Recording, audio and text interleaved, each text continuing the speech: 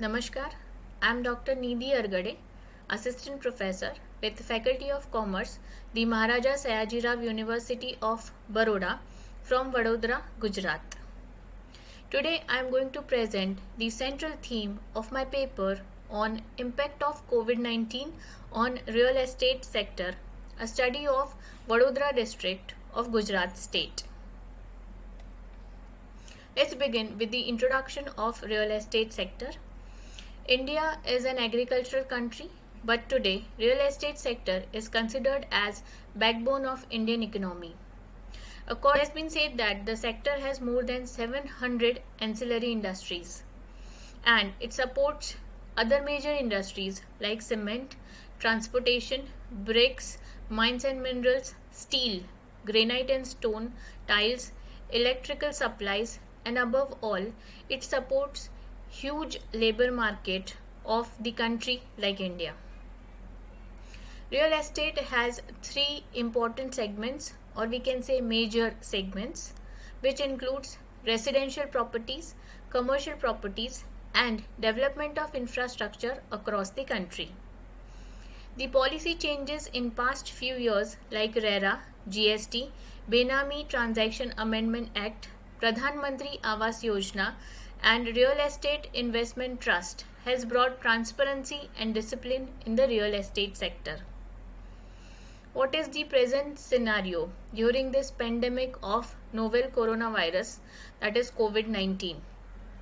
This has forced the central and state government to impose lockdown, which led to shutting down of all non-essential sectors, which includes real estate too.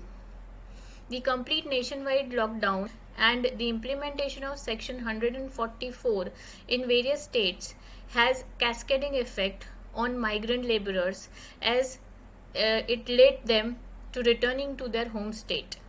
Moreover, the indirect events like shutting down of cement, raw material and other allied businesses will further impact the capability of real estate to cope with this difficult situation.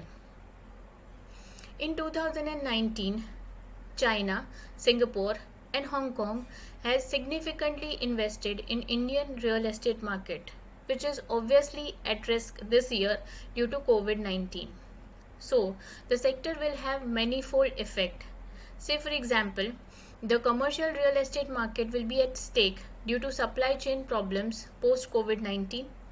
The residential real estate market will suffer from lack of buyer due to stringent cash flows and liquidity problems with individuals. What is the way ahead? Keeping in mind the genuine crisis that the industry faces, a statement was released by the Confederation of Real Estate Developers Association of India, popularly known as CREDAI, wherein the following policy relief was immediately sought from the Ministry of Housing and Urban Affairs. These policy reliefs are inclusion of COVID-19 under Section 6 of RERA, extension of registration period by 1 year, requirement of additional funds on the same terms as existing loans without additional collateral from financial institution to meet the increased costs. Loans by real estate developers should not be classified as NPA in case of default on interest or principal, and interest and principal repayments falling due over the next 3 months should be considered to be recovered in next 9 months. What is the objective of my study? The present paper aims at studying the impact of COVID-19. What is the impact right now in the present situation on the sector, and what is the way ahead? What is the roadmap after lockdown has been lifted? So it will try to focus on finding solutions to the various problems like, will post-COVID situation will affect the buying decisions of the individuals buyers of residential properties?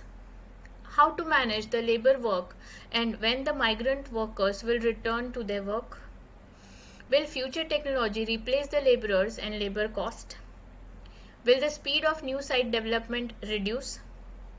How it will impact PPE, that is public-private partnership construction work? The research methodology, The research would be based on primary data which will be collected from leading real estate players of the Vadodara district in the state of Gujarat. It will be collected either in the form of personal interview or in the form of questionnaire.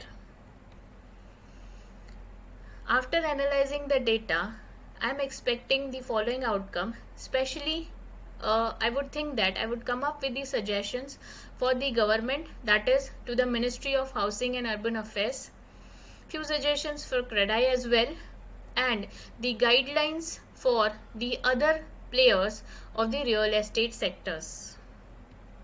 Thank you for the patient listening. Have a nice day ahead.